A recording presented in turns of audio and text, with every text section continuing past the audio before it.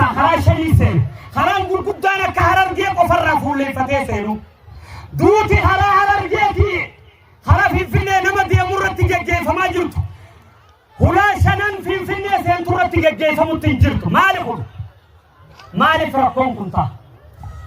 nuti qaalii goonee hayaa jennee tana godhaa jedhan goon waa hunda jala deemu jirra.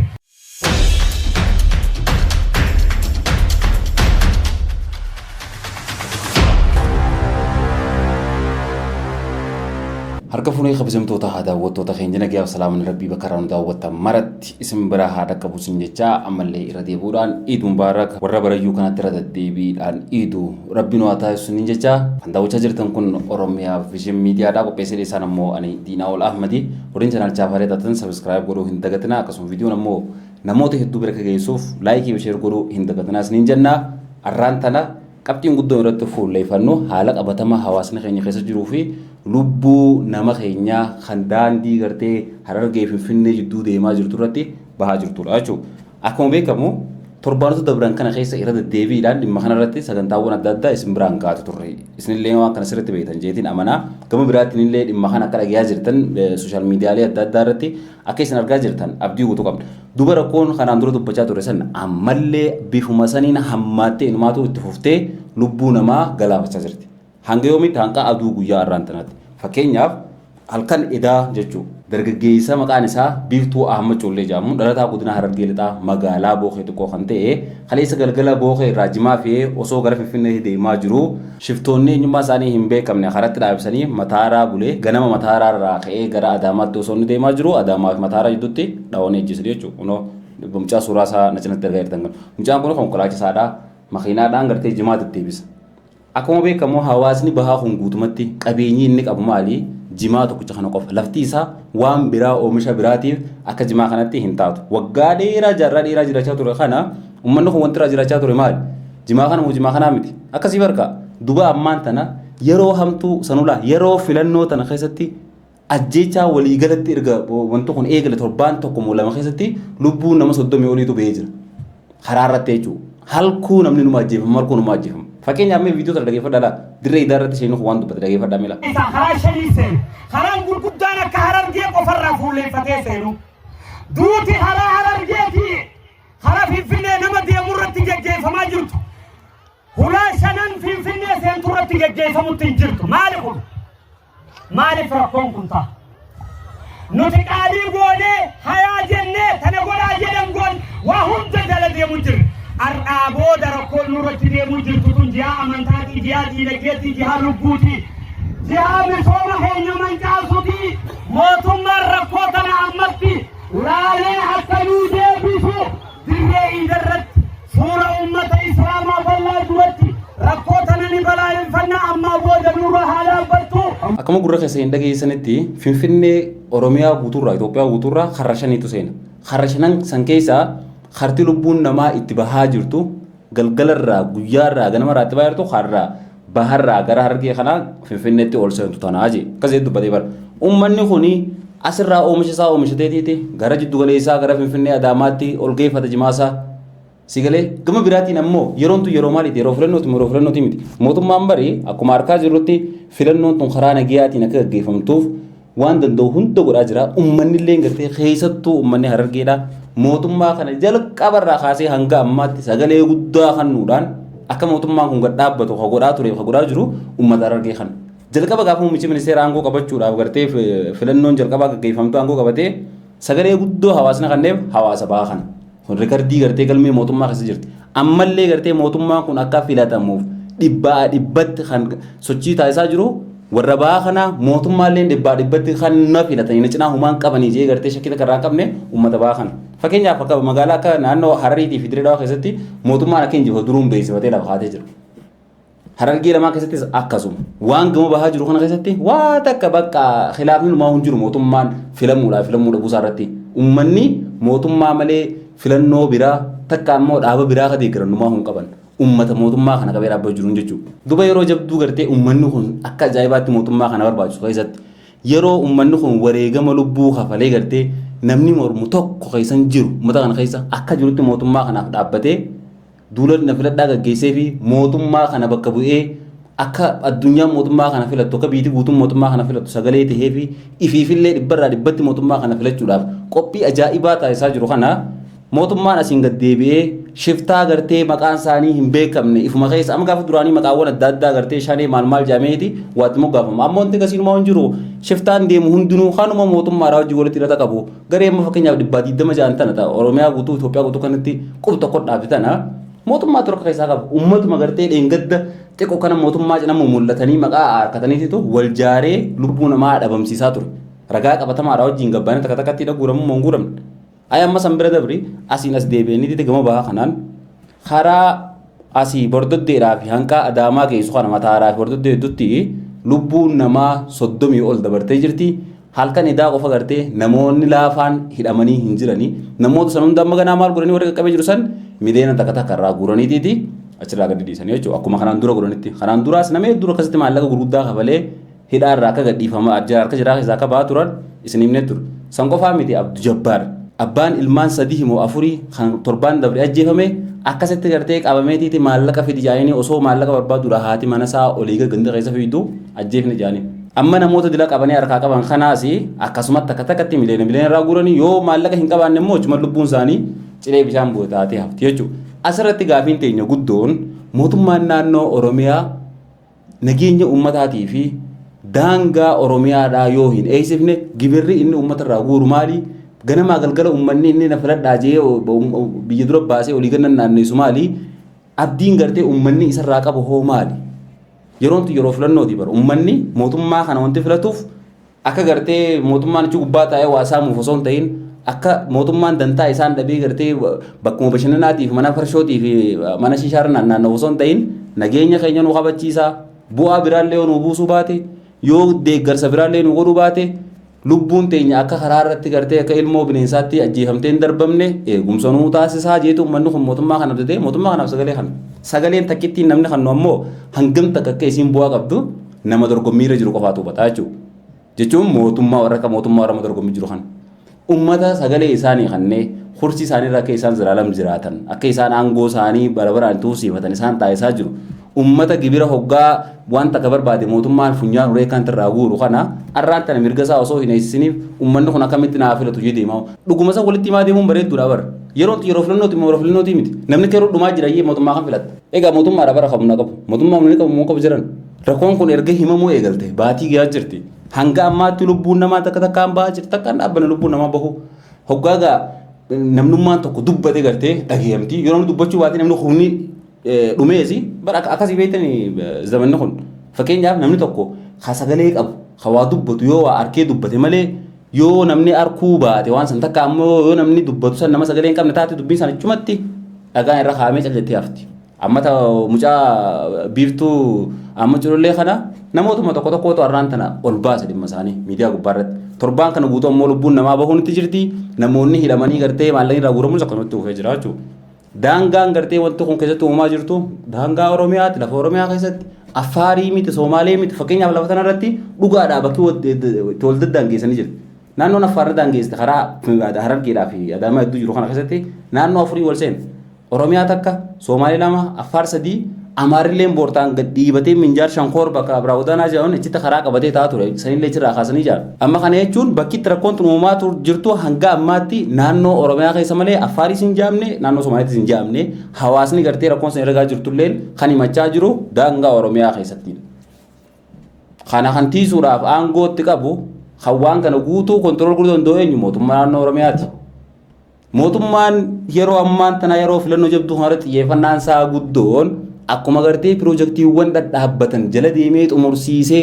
akka uummanni isa filatuuf dhiibbaa taasisutti ammallee hoggaa lubbuun namaatuun baatu wantoonni akkanaa kun dursee kannamee fi nagee biyyaa godhuutu isarra jiraa ture akka uummanni isa filatuuf. Silaa'uu beektaa akka amaluma Afrikaa guutuutti yeruma filannoon dhiyaatte piroojeektii waggaa 7-8 dhaabbattee kaafamtee tokkochisiitii wantoonni gartee kanaan duran turuunillee tokko sosochiin eegalamte. Yeroo tana keessa uummata wabii nageenyaa dhabee qabeenyi isaa karaa irratti harkaa barbadaa'ee harkaa gubatee ganama galgala bu'aa jirtu sanbira dabree lubbuun uummata bal'aadhaa itti bahaa jirtu uummata kana akkamitti mootummaan na filatanii hojii akkamitti abdiirra ka'ee taa'u bara mootummaafuu egaa paartiilee hedduutu jira paartiilee filannoo dorgomaa jirtu Paartiilee akka kaafaa jiraata, akka izeemaa jiraata, akka abaa jira, paartiilee hedduutu mootummaa inaa dorgomaa jira. Mootummaan duulana filadhaadhaa akkuma afaan hin gaggeessu karaa biraatiin ammoo uummata kanaaf tolee akka uummanni keessa isaarraa isa filatu taasisuudhaaf carraa dachaa qabaachuu paartiilee kaanirra. Maaliif nagee lammiilee eegsisuudhaan pirojektiiwwan adda addaa hojjechuudhaan akkuma kanaan dura ture sanitti jechuudha. Duuba amma kunoo nageenyi lammiilee dhabamee lubbuun namaa guyyaadhaa karaa baa jirti. Yeroo tana keessatti yeroo silaa uummataaf nageenyi eegsisuun akka malee mootummaa barbaachisutti sadarkaa kanatti hoggaa uummanni rakkoo mudate hoggaa mootummaa kana filatee hangam takka abdii irraa qabu wanti joogaa fi namatti hin taatu ture jiran. Hoggaa waan kana dubbadhu beekee haala qabatama amma jirurraa dubbachaa jira malee mootummaan hin filamne jechuudha miti. Mootummaa filachuudhaaf uummanni mirga guutuu qaba, dhiisuufis mirga guutuu qaba. Uummata akka waan wal nama yaachisaa takka illee hin qabu. Maaliif hafilatu uummata hafila immoo mootummaadha. Abbaan barbaade waan barbaade filachuu mirga qaba kajuu mootummaadhaaf heera mootummaati. Akkasuma akkasii kana wanti namni gartee deema baruu filadhu aburuu dhiisin jiru miti jechuu barbaadeeti. Dubbii akka karaa biraatti cimmichiire warra waa micciiru. Mootummaan faayidaa isaatiif silaa yoo xiqqaate yeroo tanatti akka filamuuf akka gartee filannoon tuni nagiyaan karaa nagiyaatiin dabartuuf xiyyeeffannoo guddoon irratti kannuu qabu lubbuu namaata akkana qisaasamaa jiru tanneen faadhaa jechaa jira jechuudha abdumatti. Qabeenya uummataa kan uummanni gartee jiruu isaa guutuurraa jiraatu uummanni kun yoo xiqqaate jaarraa takkaa ol jiruuf jireenya isaa guutuun jimaa irratti hundaa'e. Waan biraan qaban uummanni kun hin qabu bara. Tana namoonni amana. Jimaa kana uummanni kanaan duraas gabaan biyyoota akka Somaaliyaatiif Jabuutiitiif iddoowwan adda addaa bakka jimaatti ergatan irratti ugguramteetiiti garee maafiyaa gartee keessoodhaan wal jaartee asiin mootummaa keessa harka kaa'attee asiin gartee uummata keellaa jaartee akka feete uummata godhaa jirtu san hunda dandamatee uummanni kun obseetiiti keellaan bakka 77 itti dhaabbatee afaan qabamee uummanni kun kasaaree amma carraan tokkichi isaan qaban jimaa kana silaahuu doolaara jijjiirachuu dadhabne ka doolaara jijjiiratu nama biraati namni biraa ammoo wal deema maal jee hayyamatti baafate mootummaa ilan manxanee afaan nu qabe carraan nuti qabnu asumaan oloofnee biyyuma teenya keessa immoo waa irraa arkanne jeetu uummanni kun jimaa kana fuudhee karaa Finfinneetti waliin deemaa jechuudha. Jimaa karatti qabanii yeroo itti dabarsanii jimaan bade achumatti gubatee afaa namni muka tokko lafaa fuudhee kan afaan qaatu jiru. Jimaan shonkortaa miti dinnichaa miti beeka. Karaa bubbulee gartee dhaqee gurguramu. Sa'aan itti dabarraan badi ammasuma. Kasaaraa uummanni kun kasaaru yaati. Haati takka ta'e ilmoo barsiifattu. Haati takka ta'e ilmi irraa dhukkubu. Sigalee tan idaan namaarra jirtu tan gibirri mootummaa irra jiru. Jimaa kanaaniin gartee haajaa tanaaf baaseettee tan jimaa manaa murtee hundee irraa murtee ol ergatte. Jimaan karaa kanatti hoggaa duraa gubate eenyuun rakkoo isaanii si hubata. Namni dhukkubsoo jiru sanis manni hakimaa jimaa karaa duraa gubate jee sumuunii takka irra dabree fi nama sanin wallaanuuf.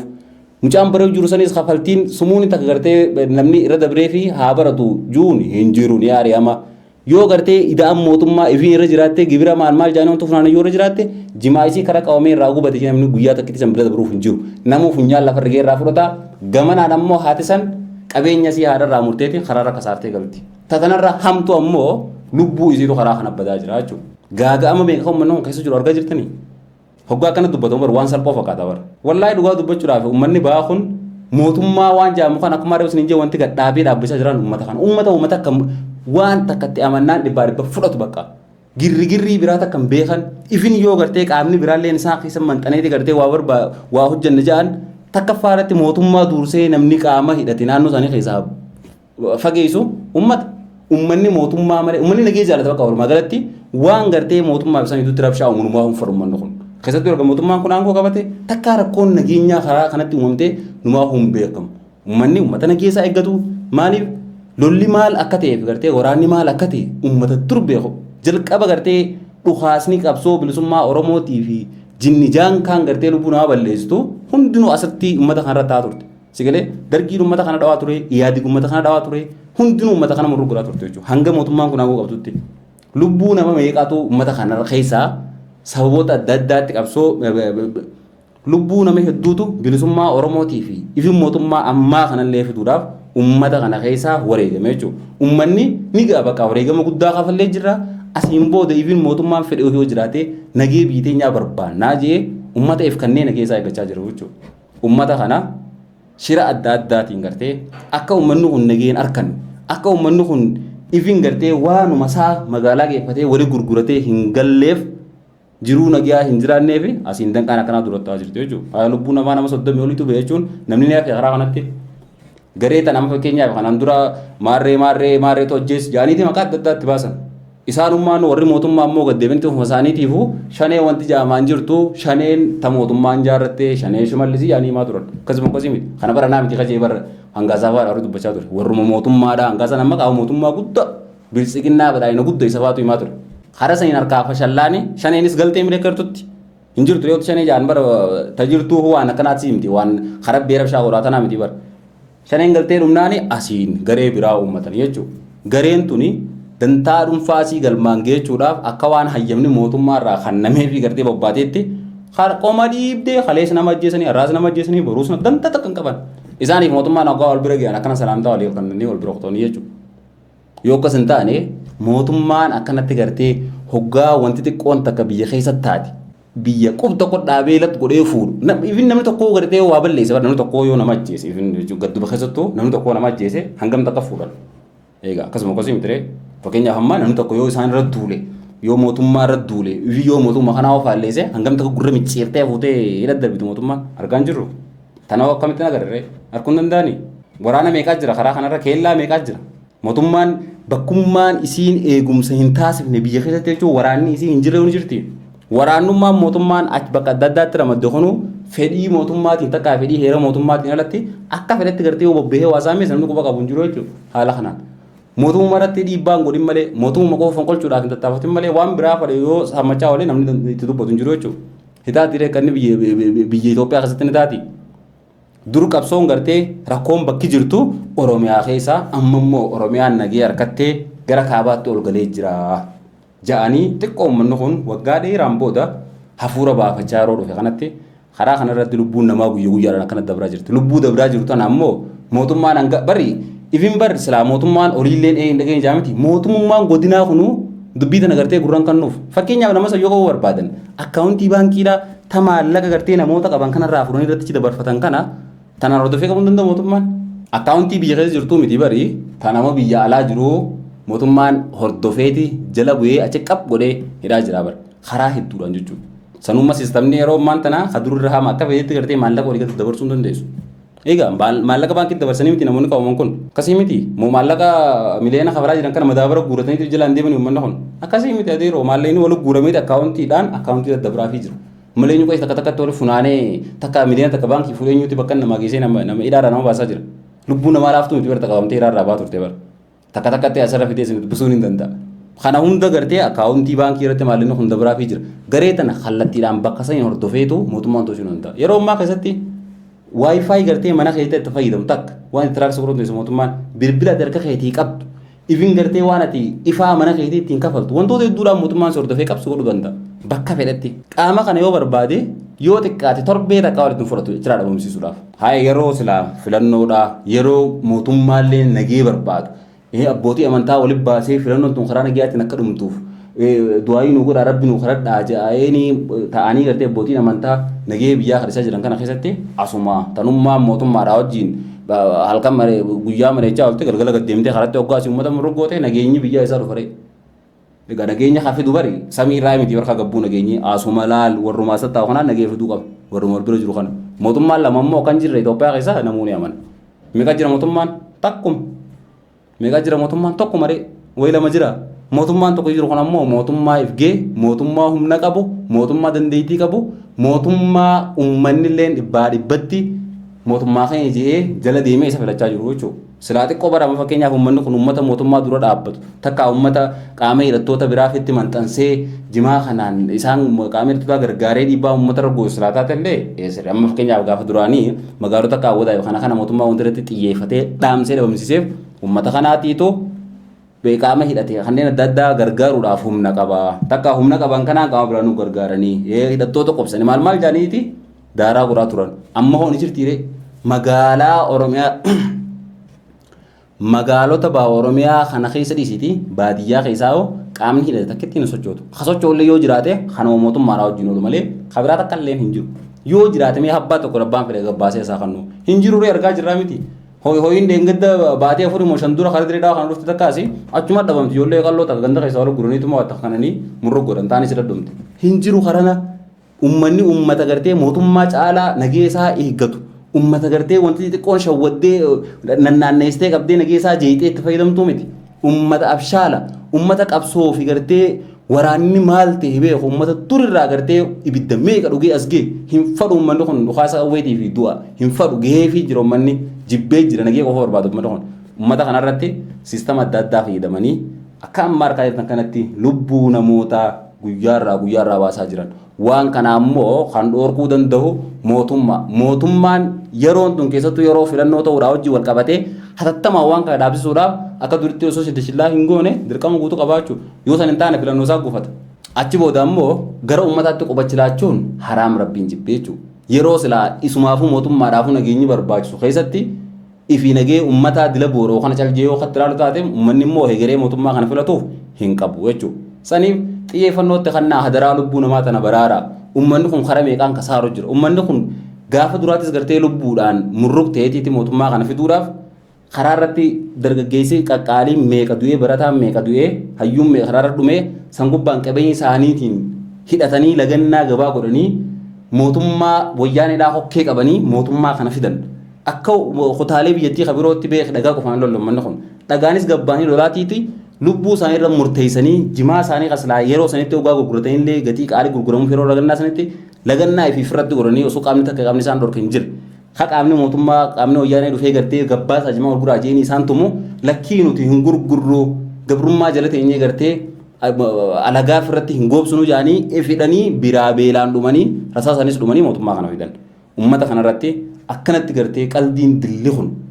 hanjamaan dilli kun ashoofaan dilli kun deemuun ammoo wallaahi haraam addunyaa irrattis fuula rabbiitti illee wal nama gaafachiftoonti kana warri gartee baha oromiyaa hoogganneettanii yaatan kun keessattuu beerri googiraa shushubattanii olii gayyaatan akka waan biyya tana guutuu amriin isaan harka jirtuutti ummata kana akka feetan gootanii gartee waan isaan qabaniif tan qabne hunda milishaatti ergitanii harkaa raaqatanii fuutanii borra ol jirutti ol guurtan hadaraa akkuma asii hoggaa ummata irraa walaa gad dhuftan qoma dhiibaa dhuftanii ummata asii ciigootan sanitti rakkoo ummataa tanaafis ummata olii san dhaqaa ciigoodhaatti himaa ummata kanaaf nagee kannaa silaahuu dur gartee kan nagee ummata dhorkaa ture qaama hidhataati maal jedhanii miti amma immoo kan ummata nagee dhorkaa jiru qaamuu mootummaati qaamni biraa takka illee hin jiru keessattuu akka mootummaa naannoo oromiyaa numaa hin jiru kan ummata kana nageenya ummata kana numaa hin barbaanne dhiisi fakkeenyaaf piroojeektiiwwan adda addaatiin maqaawwan adda addaatiin gartee maallaqa akka fedhanitti saamuudhaaf kun humaatii miti kun wayyaaneenis keessuma turte waan dilas akkas nama wanta godhu hin qabu kun humaa biyya isaaniitii waan isaanii taa nyaatan dhiisi tamalaammaltummaalleen biyya hunda jirti jennee yoo fudhannee gartee hundi kan taate nama ni deemsista ta lubbuu namaa ta'u tasuma nama ni deemsistu mootummaan tokko lubbuu hawaasa qaalii isa filatee aangoo irreessa kaayee akkana dantaa dhabee iyyaalaa fi wambadeen fi wal jaartee mootummaa irraa hayyama baafattee waggaa kana karaa irratti lubbuu ummata qulqulluudha ummata mootummaa irraa wahumata akka deeggarsan harkan ka mootummaa deeggaruudhaaf ammoo ganama galgala funyaan isaa lafarra geenii irraa waa guuraa jiran kana karaa irratti waggaa ajjeesan ka jalqaba silaa dhaabbachuu qabu ummata kana hadaraa silaahuu beera malee beeytaa waa takka dhiirtii afaan qabatu dubbattu hin jirtu karaa gadii kana beeruma akka jirtutti mee deemaa wal gamoo feetira dhaqa alaala tajalaa ol deemtulleen taganaa shumamu deemtulleen beeruma hin jirtu dhiirti gartee ummata kana keessaa ol baatee waa hojjettu hin jirtu dhiirtillee jiraattee dhiiruma akka beeraatiiti isaan keessa maamutiitti hidhanii oofanii jechuudha sigalee kanallee waa hedduu tokko obseetu uummanni kun jiraachaa jira hadaraa hoggaa qamadii qabatanii gartee olii gad oriitan hoggaa badhaadhina jettanii faarsitan hadaraa nageenya ummata kanaas hin dagatina uummanni kun ummata aangoo tanarra isin kaa'ee akka isin akka feetanitti waan feetan saamtan haala isinii mijjeessi jireenya qananii gartee ka isin aangoo qabatanii baatii lama keessatti fooqii G+2 G+3 ijaarrachaa jirtan kana kan isinii godhee ummata kana ummata isin akka dantaa dhabdanii gartee akka feetanitti kophee irra deemaa jirtan kana uummanni kun nageessaa eeggachuudhaaf isin caalaa tattaafataa ammoo nageessaa eeguu dadhabdan isin nagee ummata kanaa hin booreessinaa isiniin jaa walumaa galatti kabajamtoota daawwattoota keenya kurfaawwan keenya kan guyyaa irraan tanaa kanan gammatti waliin daawwachaa ture kana fakkaata viidiyoo tan hundi keessanuu sheer godhaatii qaama dhimmi ilaallatu biraan gahaa isiniin jaa sagantaa itti aanuun angolitti deebinutti nagee rabbii keessanuu jiraadha.